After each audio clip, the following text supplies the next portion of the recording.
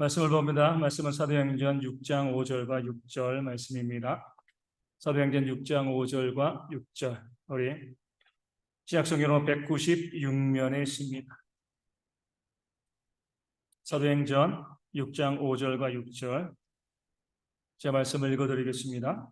온 무리가 이 말을 기뻐하여 믿음과 성령이 충만한 사람 스데반과 또 빌립과 브루고로와 니가노르와 디몬과 바메나와 유대교에 입교했던 안디옥 사람 니골라를 택하여 사도들 앞에 세우니 사도들이 기도하고 그들에게 안수하니라. 아멘. 헥시바 성가대가 찬양하고 하나님께 영광을 돌려주시겠습니다.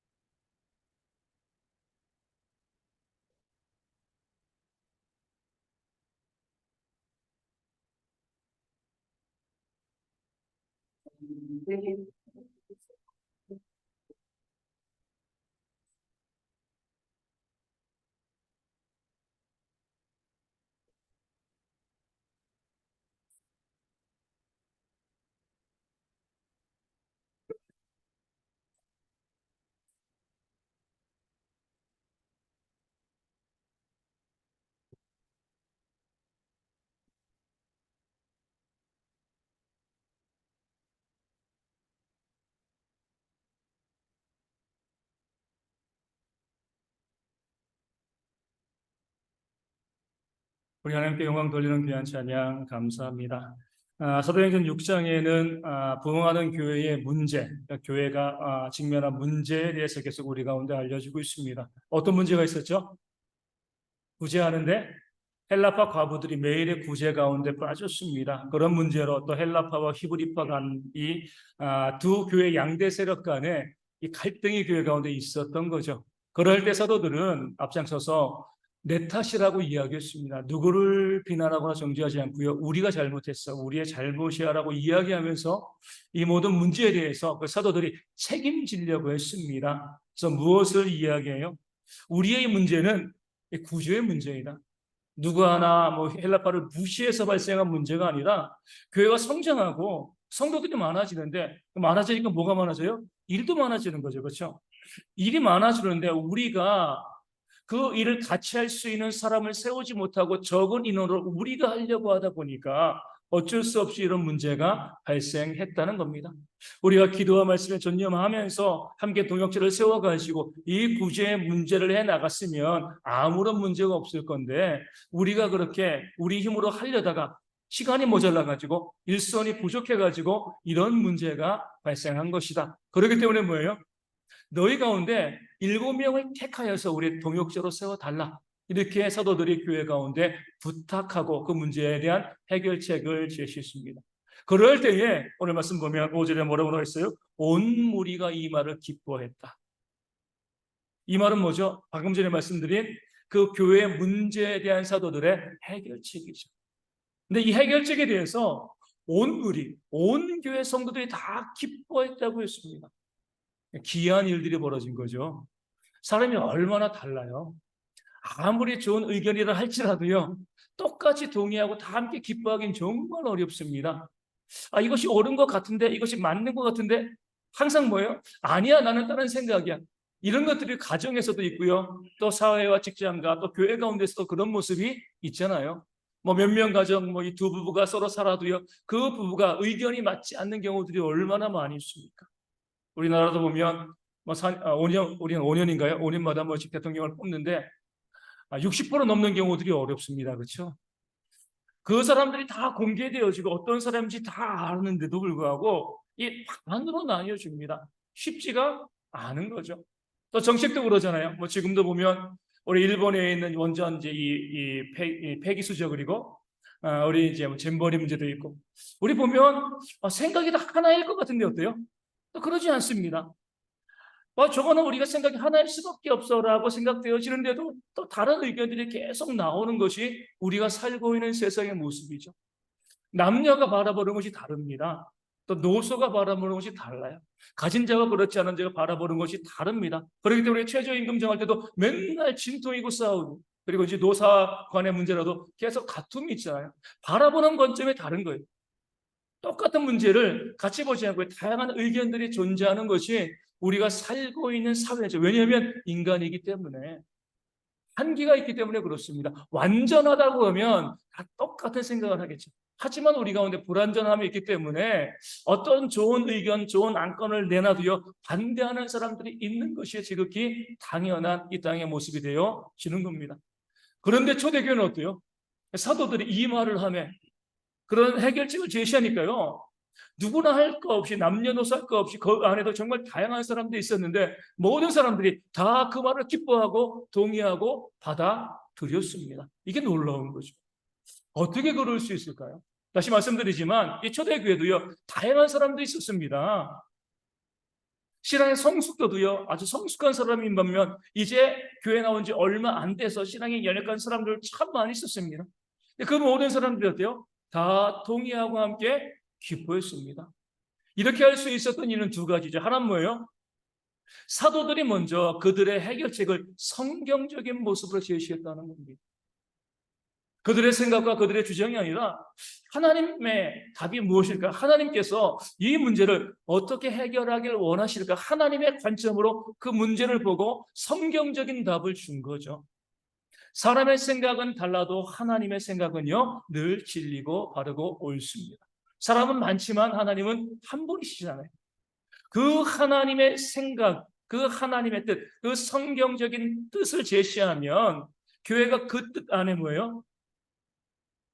인정하고 순종할 수 있게 되어지는 겁니다. 그러니까 사도들이 성경적인 답을 주었기 때문이 모든 교회가 함께 기뻐한 동의한 첫 번째 이유고요. 두 번째는 뭐예요? 그 사도들의 성경적인 답이 오늘 말씀에 있는 것처럼 합리적인 답이었기 때문에 그렇습니다. 이 부분이 중요해요. 다시 말씀드리지만 그 교회는요 성장하는 교회였습니다.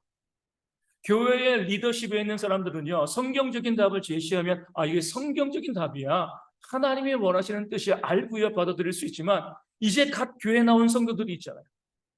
그들은요 성경적인 뜻이 무엇인지 성경적인 답이 무엇인지 잘 알 수가 없습니다. 왜 이것이 성경적이야? 알지 못하는 거죠. 근데 그렇게 교회 나온 지 얼마 안 되는 초신자들도 사도들의 해결책 가운데 동의하고 받아들였던 이유는요. 그 사도들이 제시한 그 성경적인 해결책이요. 합리적인 해결책이었기 때문에 그렇습니다. 믿지 않는 사람이 봐도요. 그래. 정말 합리적인 방안이야. 저거 받아들일 수 있어.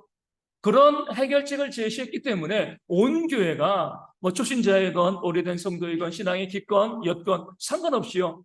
모든 성도들이 그 사도들이 내민 해결책을 받아들이고 동의하고 기뻐할 수 있었던 겁니다. 이 부분을 우리가 중요하게 바라봐요. 참된 교회와 그렇지 않는 교회의 가장 중요한 구분점은요. 그 교회가 성경적인가 성경적이 아닌가 이것을 바라보는 거죠. 왜 우리가 참된 교회를 찾는 게 중요해요? 그 참된 교회를 통해서 하나님이 역사하시기 때문에 그렇습니다. 거짓된 교회도 뭔가 역사가 일어나는 것처럼 보이지만 그 역사는요 하나님의 역사가 아닐 수 있어요. 하나님의 진노를 받을 수 있습니다. 그래서 우리가 참된 교회를 만들어가고 참된 교회를 세워가는 것이 중요하죠. 그런 면에서 우리가 어떤 교회가 참된 교회인가? 사도들이 답을 준 것처럼 성경적인 답을 줄 수 있는 교회, 성경적으로 움직이는 교회들이 참된 교회입니다. 이 말을 우리가 잘 이해하셔야 된다는 거예요. 정말 성경적인 것이 무엇인가? 그것은 반드시 합리적이다. 여기에서 많은 교회들이 무너지고 여기서 이단들이 발생을 합니다. 제가 이렇게 이야기하면 참된, 그러니까 성경적인 것은 합리적이다. 그러면은요, 이 말에 대해서 가장 강하게 반대하는 사람들이 있습니다. 누굴까요? 목사님들이. 왜 합리적이어야 돼? 합리적인 것은 세상 아니야? 교회는 뭔가 신비한 것들, 비합리적인 것들이 있어야지 그 교회가 뭔가 있는 거 아니야? 뭔가 그 교회 능력 있는 것이 아니냐? 합리적으로 운영되어지고 합리적인 것은 뭔가 교회 특성이 아니야. 목사님들이 먼저 반대를 합니다. 우리는요, 교회는 비합리적인 공동체여야 한다. 합리적이지 않은 뭔가 신비하고 특별한 그런 일들이 있어야지 이것이 참된 교회다. 이렇게 생각하는 그런 경향들이 참으로 많이 있습니다. 잘못된 생각이죠. 교회가 그러니까 어때요? 그것을 틈타가지고 있던 가운데 이단들이 많이 생기는 겁니다. 지난번 말씀드린 것처럼 제가 정준이랑 청계천에 한 달 전쯤 놀러 갔잖아요. 청계천 보고 뭐 이제 서울 이제 시청 앞이니까 오는데 뭐 이 시위들을 많이 하거든요. 근데 한켠에서 커다란 TV 놓고요 시위를 하는 그런 단체가 있었습니다. 어디였을까요? 정명석 JMS. 돈이 많으니까 아주 큰 트럭에다가 커다란 TV 갖다 놓고요. 한참 정명석이 재판받고 또 이 감옥에서 지금 이 성범죄로 지금 감옥에 들어가 있는 거잖아요. 그런데도 그 사람들은 여전히 그 정명석을 지지하고 거기다가 돈 들여가지고 TV 설치하고요. 우리 교주님이 그럴 수 없다는 거예요. 언론들이 잘못하고 모함이다. 그러니까 거기서 그 서울시청 앞에서 한 칸 차지하고요. 그렇게 지금도 시위하고요. 자기들의 교주를 이제 감옥에서 빼내기 위해서 쓰고 있습니다. 우리가 봤을 땐 그들이 하는 모든 것들이 합리적이지 않죠. 그렇죠? 너무 비합리적인 말도 안 되는 그런 이 성추행, 성범죄를 저질렀음에도 불구하고 그 집단이 유지될 수 있는 것은요. 우리는 성경적이라는 거예요. 우리는 합리성으로 따지지 마. 우린 다른 게 있어. 세상의 합리성을 부정하고요. 뭔가 특별한 것들, 뭔가 신비한 것들, 뭔가 독특한 것들이 있어야지 진짜라고 그런 주장을 하다 보니까 그 이단들이 그 교주가요 성범죄로 감옥에 들어가 있어도 여전히 활개를 치고 있는 겁니다. 그 교회 가운데서 합리성을 부정하기 때문에 그런 거예요. 우리 신천지도 그러잖아요. 조금만 생각해보면 우리가 이제 쉽게 하셨습니다. 신천지는 뭐예요? 지금 이만희를 비롯해서 지금 있는 사람들은 뭐예요? 구원받을 수 있다는 거죠. 그렇죠? 그러면 하나님께서 예수님 이후에, 예수님 이전도 그러고, 이후도 그러고, 2000년대까지 세웠던 모든 교회를 다 부정하는 그런 하나님이라고 하면 그 하나님을 믿을 수 있겠습니까? 굳이 그렇게 교회를 만드실 이유가 없잖아요. 2000년 지나가지고 이만희 보내가지고 그 사람들만 구원하면 되는 것이지 그동안 역사 가운데 교회를 세우시고 이끌어오신 이유가 뭐가 있겠습니까? 조금만 생각해봐도 그들이 주장하는 것이 얼마나 비합리적인가 알 수 있습니다. 그들은 예전에 요즘도 하는지 모르겠지만 예전에 어떤 전도가 있었어요? 모략 전도가 있었잖아요. 모략은 성경에 나온 단어입니다. 이 거짓말이라고도 이제 우리가 번역될 수가 있는데 무엇이라고 이야기해요? 내가 신천지임을 공개하고 알리고 나가면 아무도 따라오지 않으니까 거짓말하는 거예요. 나중에 가서 알려줍니다. 그런데 그것을 어때요? 성경적이다라고 포장합니다. 거짓말하는 것을. 진리를 알려주기 위해서 우리의 교리를 너희에게 너희에게 구원하기 위해서 우리가 거짓말하는 거야. 아무런 문제가 없어. 법원에서는요. 이 모략전들을 위법이다, 합리적이지 않다라고 판단했습니다. 성경에서 하나님은요, 이 사단을 거짓의 아비라고 이야기했잖아요. 그 거짓말하는 건 정말 미워하심에도 불구하고요. 우리가 거짓말하는 것이 더 성경적이야. 거짓말 안 하는 것보다 거짓말해서 진리를 증거하는 것이 진짜 성경적인 것이야. 라고 이야기하면서 그들의 주장을 합리화합니다. 합리적이지 않은 우리 상식적이지 않은 그런 모습이 있으면 우리는요, 거기 진리가 없다라고 보는 것이 맞습니다. 사도들은요, 교회 해결책을 성경적인 것으로 내놓았고 그것이 온 교회 받아들일 수 있었던 이유는요, 온 교회가 그것을 합리적인 해결책으로 보았기 때문에 그렇습니다. 성경은요, 하나님께서 얼마나 합리적인 분이신가 우리에게 잘 보여주고 있습니다. 우리에게는 이 성은요, 이 합리적인 성은요, 누구에게서 받은 거예요? 하나님에게서 받은 거예요. 하나님의 성품이 우리 가운데 있는 거니까요. 우리가 이성적으로 합리적으로 생각할 수 있다는 것은요, 하나님은 완전히 합리적이신 이성적인 하나님이라는 것을 우리 가운데 증거하고 있는 겁니다. 그 하나님의 합리성을 가장 잘 보여주는 것이 창세기 1장에 나와 있는 천지창조죠. 그렇죠? 제1일부터 6일까지 보면은요, 합리적이잖아요. 너무나 합리적인 거예요. 창조의 순서만 보면은요, 뭐와 똑같아요? 진화론과 똑같습니다. 진화론은요, 우연이 되어졌어라고 이야기하고, 창조는요, 하나님이 만드셨다라고 이야기할 따름이지, 그 순서는 똑같습니다. 먼저 빅뱅으로 우주가 생겨나고요, 또 지구가 생겨나고요, 또 물이 있고요, 물에서 또 무기물이 유기물이 되어지고, 식물에서 또 바다에서 또 육지로 생물이, 결국 인간이 되어진 것, 성경 창세기 순서입니다. 그렇죠?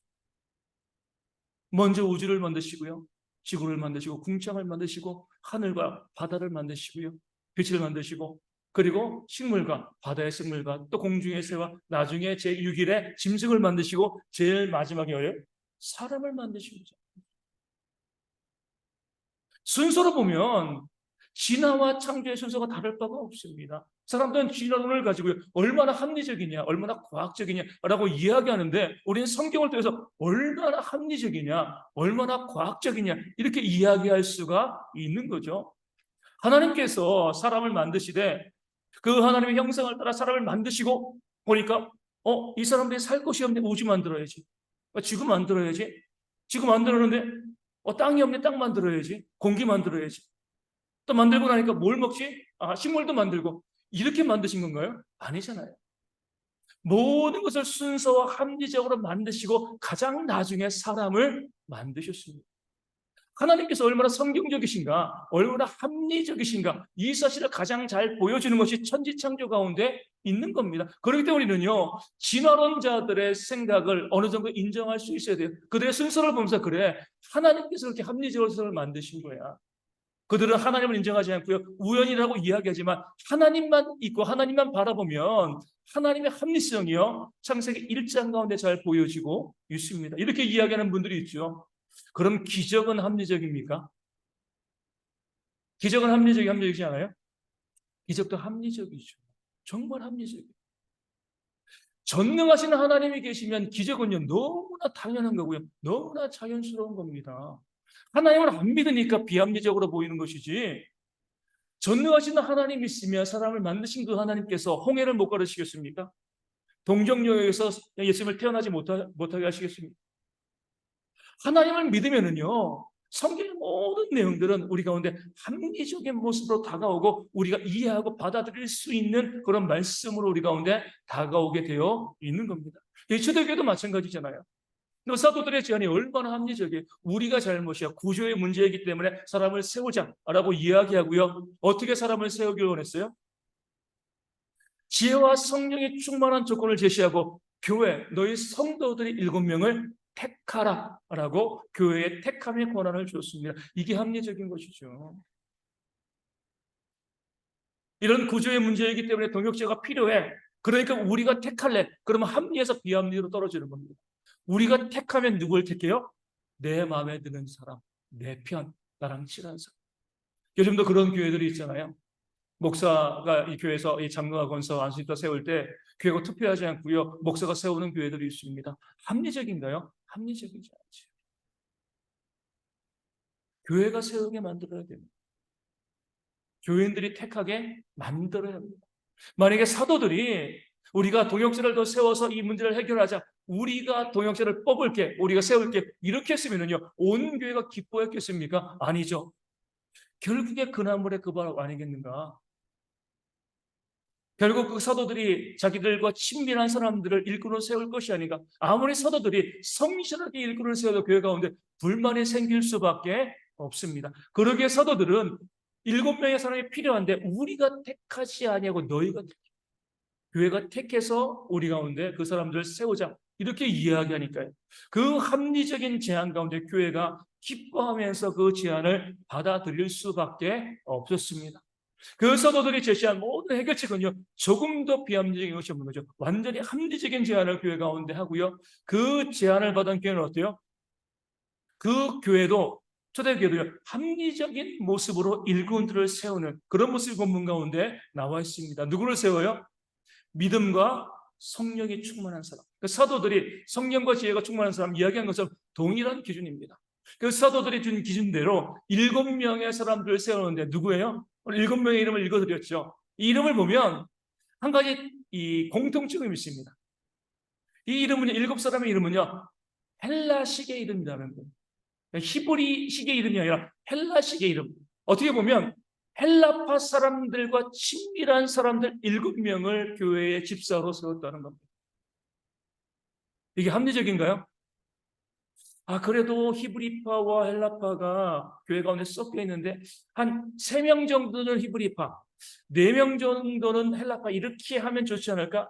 그런데 그 교회는요, 7명 전부를 헬라파 사람들로 세웠습니다. 더 놀라운 것은 그 교회 안에 히브리파 사람들도요, 헬라파 사람들로 7명을 채우는데 함께 동의했다는 거예요. 왜요? 어떤 문제가 있었죠? 헬라파 과부들의 문제가 있었어요. 그러니까 구제에 빠지는 문제가 있었잖아요. 그럴 때 그 헬라파 과부들의 형편을 가장 잘 아는 사람들은요, 헬라파 사람들이었습니다.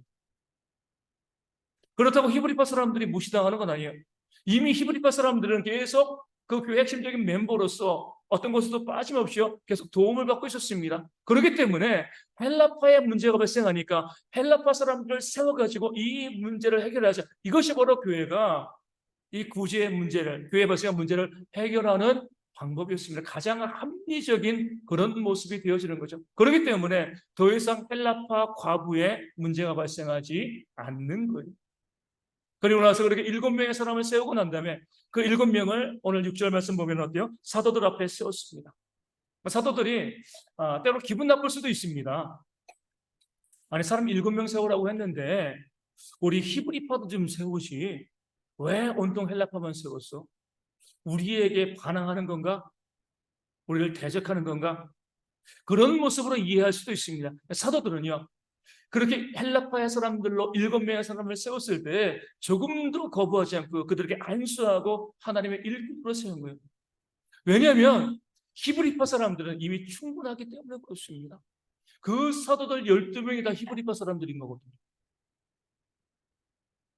7명의 집사 가운데 히브리파 사람을 더 세우면은요, 헬라파가 계속 소외당할 수밖에 없습니다. 그렇기 때문에 7명의 집사를 헬라파로 세움을 통해서 11대7의 균형을 통해서 교회 그 양계 세력인 히브리파와 헬라파 그 어느 누구도 소외받지 않도록 교회가 7명의 사람을 세운 것이 오늘 본문 가운데 나와 있습니다. 가장 합리적인 모습으로 하나님의 일꾼들, 교회를 구성한 그런 모습이 오늘 본문 가운데 보여지고 있는 것이죠. 이게 바로 하나님께서 원하시는 성경적인 교회의 모습이 되어지는 겁니다. 성경적이기 때문에 합리적일 수밖에 없는 거예요.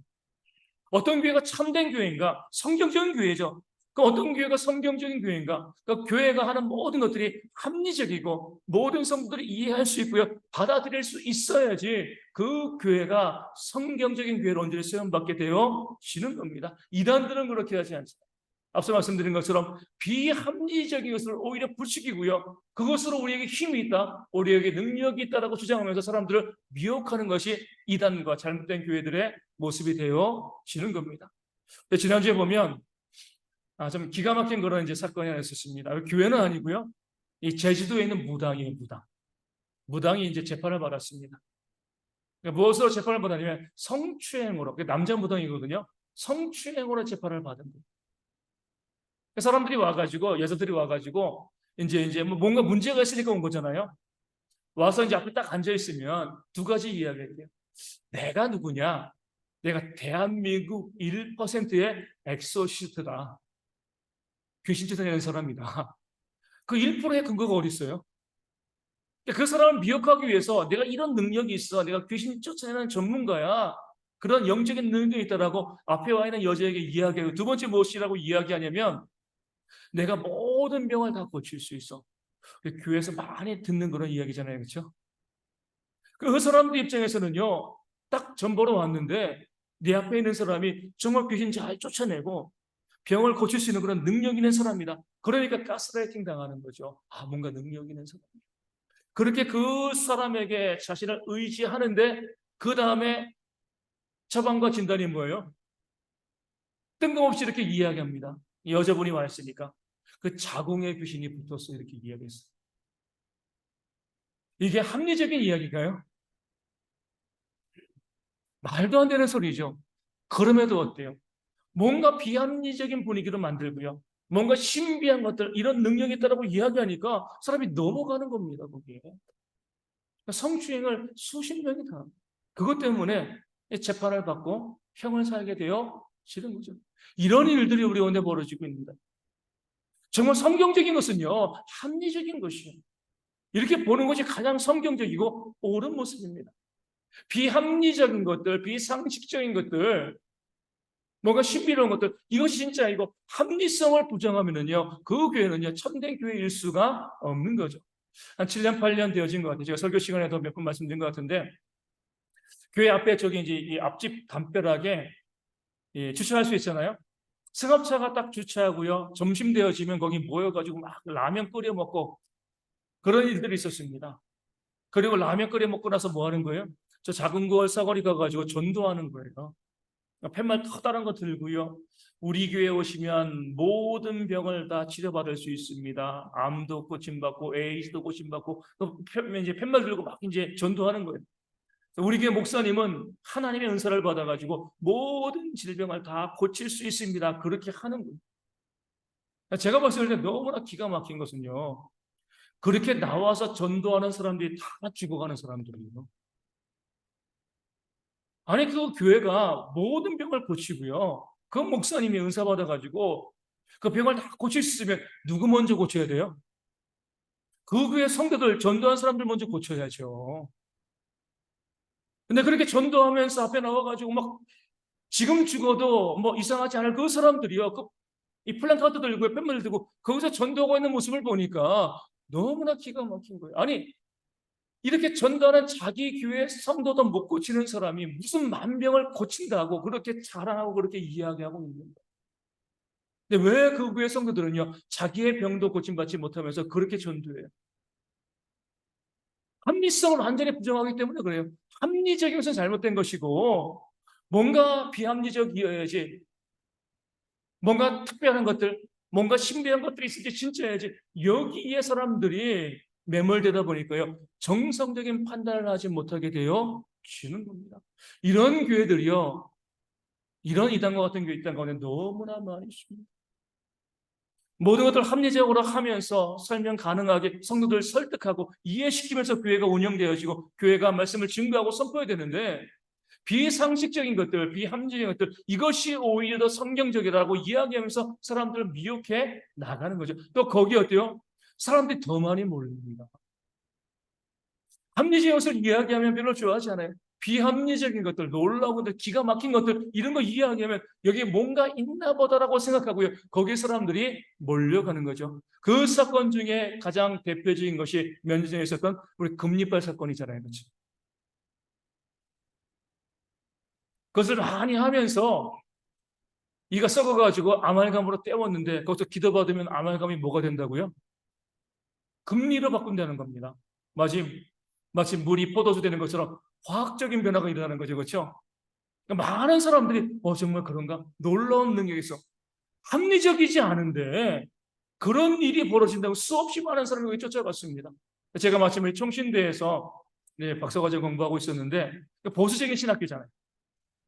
근데 거기서 그 신학교 이제 이 학생의 원우의 임원들이 우리 경건에 우리 예배 이제 목사님들 모시고 이제 이 예배하는데, 경건의 말씀을 인도하는 사람으로 금리빨 그 이제 이 뭐 사건이죠. 그 단체의 대표를 불러온 겁니다. 그러니까 이제 이 목사님들 그 신학생들이요, 난리가 난 거예요. 아니, 왜 이런 사람을 불러다가 여기서 집회를 하느냐. 그러면서 이제 그 합동측에 있는 목사님들이 모여가지고 막 이야기하는데 너무 이야기가 재밌는 거예요. 그리고 성경적인 겁니다. 이렇게 이야기하는 거죠. 성경을 보면 어때요? 하나님의 치유하심은 어떻게 보여지죠? 몸의 건강으로 나타납니다. 나만이 문둥병에 걸렸습니다. 하나님께서 어떻게 고치신 거죠? 어린아이의 살처럼 고치신 거죠. 그 문둥병 난 것을요, 금으로 바꿔주셨나요? 아니거든요.